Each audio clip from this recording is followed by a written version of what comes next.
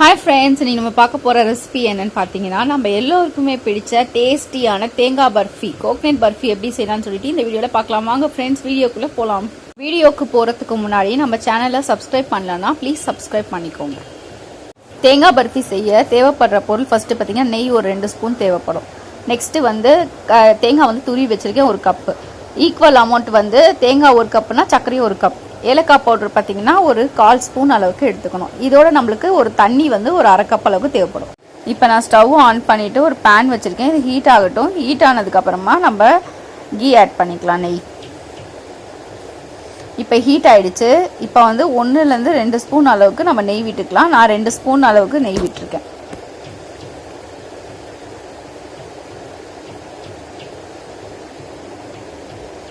இப்போ நெய் நல்லா ஹீட் ஆகிடுச்சு. இப்போ என்ன பண்ணலாம், நம்ம தேங்காய் துருவி வச்சுருக்கோம்ல, அதை இதில் போட்டுக்கலாம். தேங்காய் பர்ஃபி செய்யும் போது பார்த்தீங்கன்னா, தேங்காவோட அந்த பின்பக்கம் கருப்பாக இருக்குது பாருங்கள், அது முடிஞ்ச அளவுக்கு நல்லா பீல் பண்ணி எடுத்துருங்க. அப்போ தான் நம்ம தேங்காய் பர்ஃபி டேஸ்ட்டும் நல்லாயிருக்கும், பார்க்கவும் பார்த்தீங்கன்னா ஒயிட்டாக இருக்கும். நல்லா கலந்து விடுங்க. நல்லா கருகிடக்கூடாது. லோ ஃப்ளேமில் கோகோனட்டை போட்ட தேங்காவை நம்ம கேஸில் போட்டதுக்கு அப்புறமா பார்த்தீங்கன்னா சிம்மில் தான் வச்சு வதக்கணும். இல்லைனா சீக்கிரமாக அரி பிடிச்சிடும். டேஸ்ட்டும் ஒரு மாதிரி கருகின ஸ்மெல் மாதிரி வந்துடும். அதனால் தேங்காய் வதக்கும் போது சிம்மில் வச்சுக்கோங்க. இப்போ பாருங்கள், நல்லா ட்ரை ஆகிடுச்சு. போட்டுட்டு ஒரு 3 மினிட்ஸில் நம்ம நல்லா கலந்து விட்டுட்டு ஆஃப் பண்ணிக்கலாம்.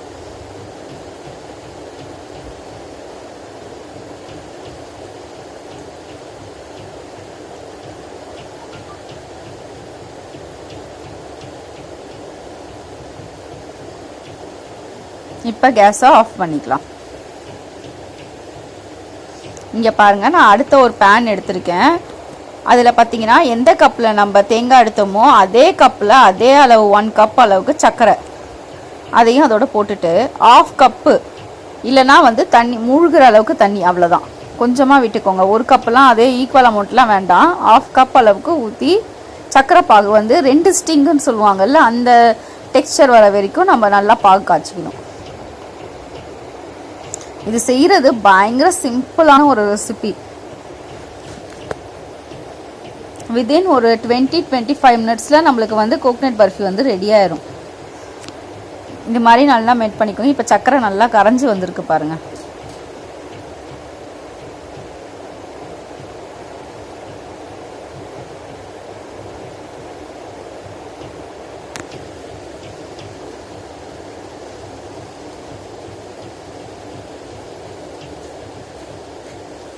இதில் நம்ம வேறு எதுவுமே போடாததுனால இது நம்ம சிம்பிளாக நம்ம வீட்டில் இருக்க இன்க்ரீடியன்ட்ஸ் வச்சு செய்யக்கூடிய ஒரு பலகாரம். இங்கே பாருங்கள், இப்போ நம்மளுக்கு வந்திருக்கிறது 1 ஸ்டிங் அளவுக்கு டெக்ஸ்சர் வந்திருக்கு. இதை பாருங்கள், ஊற்றும் போது டக்குன்னு விழுதா? இது 1 ஸ்டிங், ஒரே ஒரு இது மட்டும் விழுது பாருங்கள். இது 1 ஸ்டிங் அளவு. இப்போ நம்ம 2 ஸ்டிங்காக வெயிட் பண்ணணும். இந்த டைமில் நம்ம ஏலக்காய் பவுடர் ஒரு 1/4 ஸ்பூன் நான் போட்டுக்கிறேன். உங்களுக்கு முந்திரிலாம் பிடிக்கும்னா நம்ம தேங்காய் வதக்கிறதுக்கு நெய் ஊற்றினோம் பார்த்தீங்களா, அந்த டைமில் முந்திரி பாதாம் ஏதாச்சும் வேணும்னா நீங்கள் அந்த டைமில் போட்டுட்டு அதுக்கப்புறம் தேங்காய் போட்டு இது பண்ணிக்கலாம். நான் இன்றைக்கி முந்திரியெல்லாம் போடலை. இது சிம்பிளாக நம்ம வீட்டில் வச்சுருக்க இன்க்ரீடியன்ட்ஸ் வச்சு செய்கிறதால நான் சிம்பிளாக செஞ்சுருக்கேன். ஆனால் இதோட டேஸ்ட்டு பார்த்திங்கன்னா அவ்வளோ அமேசிங்காக இருக்கும். இப்போ பாருங்கள், நம்ம வெயிட் பண்ணலாம் 2 ஸ்டிங் வர இருக்குது. இப்போ பாருங்கள், நல்லா திக்காகிடுச்சு பாருங்கள். இங்கே பாருங்கள், நான் எடுத்து ஊற்றுறேன். இந்த 1 ஸ்டிங் இருக்கா, இது அப்படியே 2ஆக பிரியும். அது வரைக்கும் நம்ம வெயிட் பண்ணணும். இங்கே பாருங்கள், நல்லா திக்காக அது ஒரு 2 ஸ்டிங் வருது பாருங்கள். இங்கே பாருங்கள், இப்போ நம்மளுக்கு பதம் வந்துடுச்சு. இல்லைன்னா என்ன பண்ணுங்கள், கையில் கொஞ்சமாக கையில் இப்படி எடுத்துட்டு நம்ம கட்டை விரலும் இந்த விரலையும் வச்சு இப்படி எடுக்கும்போது 2 ஸ்டிங் அளவுக்கு 2 ஸ்டிங் வந்துச்சுன்னா நம்மளுக்கு ரெடி ஆகிடுச்சு பதம் அப்படின்னு அர்த்தம். அப்படி 2 ஸ்டிங் வந்ததுக்கப்புறமா நம்ம வதக்கி வச்சுருக்கோம்ல தேங்காய், இதோடு போட்டு நல்லா ஆட் பண்ணி திக்காக வர அளவுக்கு நம்ம வெயிட் பண்ணணும். நல்லா கலந்து விட்டுக்கோங்க. தேங்காவை போட்டுட்டு திருப்பி நீங்கள் சிம்மில் வச்சுருங்க, ஃபாஸ்ட்டில் வைக்காதீங்க கேஸை. நல்லா இது மாதிரி நல்லா கலந்து விட்டுக்கோங்க. ஓரத்தெல்லாம் நல்லா இது மாதிரி எடுத்து விட்டு கலந்துக்கோங்க.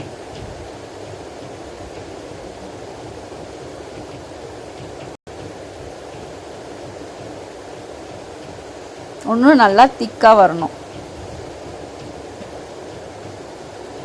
அதுக்குள்ளே நம்ம ஒரு பிளேட்டில் வந்து நல்லா ஆயில் கீ அப்ளை பண்ணிக்கலாம். ஏன்னா வந்து அப்போ தான் வந்து இதில் கொட்டும் போது நம்மளுக்கு ஒட்டாமல் தனியாக பிரிஞ்சு வரும். அதுக்காக இது மாதிரி நெய்யை நல்லா அப்ளை பண்ணிக்கோங்க பிளேட் ஃபுல்லாக. நம்ம பிளேட் ரெடி ஆயிடுச்சு. இங்கே பாருங்கள், இது மாதிரி நல்லா கீ தடவிக்கணும். இப்போ தேங்காய் பர்ஃபி பாருங்கள் கொஞ்சம் திக்காயிட்டு வந்திருக்கு. இன்னும் நல்லா திக்காகணும், அது வரைக்கும் வெயிட் பண்ணணும். அதுக்குன்னு ரொம்ப திக்காக வைக்கிறாதீங்க. அப்படி ரொம்ப திக்காக இருந்தால் என்ன ஆகும்னா கடிக்க முடியாமல் ரொம்ப ஹார்டாயிரும் பர்ஃபி. இந்த ஸ்டேஜில் நீங்கள் ஆஃப் பண்ணிங்கன்னா பீசஸ் வராது, வெறும் அல்வா மாதிரி தான் சாப்பிட முடியும். அதனால் கொஞ்சம் திக்காகணும். இதுலேருந்து ஒரு 2 மினிட்ஸ் வெயிட் பண்ணால் போதும், நம்ம பர்ஃபி ரெடி ஆயிரும்.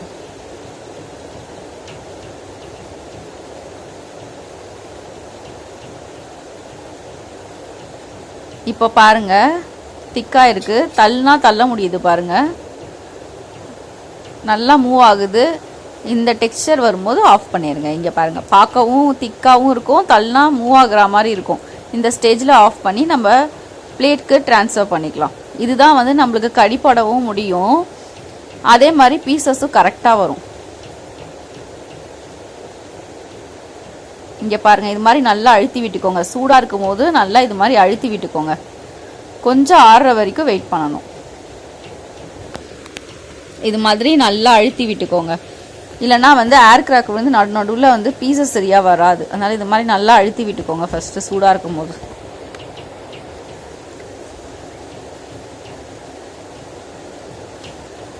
இப்போ கை பொறுக்கிற சூடு வந்துடுச்சு.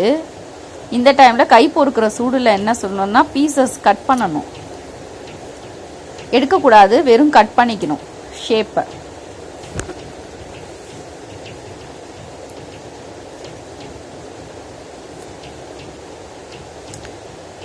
இதோட நம்ம கொட்டும் போது பார்த்திங்கன்னா நம்மள நல்லா சுட நம்ம வந்து செட்டில் பண்ணிக்கணும். அதாவது நல்லா அழுத்தி விட்டுட்டு எல்லாம் ஓரமாக இது பிளேட்டில் வந்து கொட்டிட்டு நல்லா அழுத்தி விட்டுக்கணும். அது வந்து சூடாக இருக்கும் போது கொஞ்சம் ஆறுனதுக்கப்புறமா இது மாதிரி பீசஸை வந்து கட் பண்ணணும்.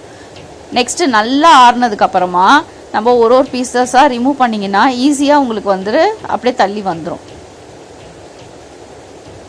தேங்காய் பர்ஃபி பார்த்திங்கன்னா பயங்கர ஈஸியான ஒரு பலகாரம். வீட்டில் வந்து வித்தின் ஒரு 30 மினிட்ஸில் வீட்டில் வச்சுருக்க இன்க்ரீடியன்ட்ஸ் வச்சு நம்ம டேஸ்டியாக செஞ்சிடலாம். இங்கே பாருங்கள், நான் பீசஸ் போட்டுட்டேன். இப்போ ஆறட்டும்.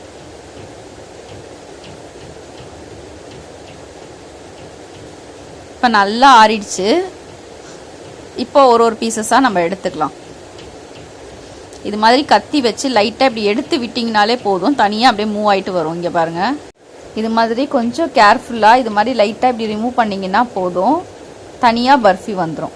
இங்கே பாருங்கள், நம்மளோட பர்ஃபி கலரே பாருங்கள் எவ்வளோ அழகாக வந்திருக்குன்னு. பீசஸும் பாருங்கள் கரெக்டாக நம்மளுக்கு வருது.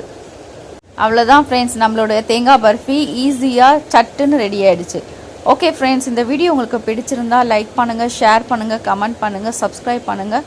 பக்கத்தில் ஒரு பெல் ஐக்கான் இருக்கும், அதையும் ப்ரெஸ் பண்ண மறக்காதீங்க.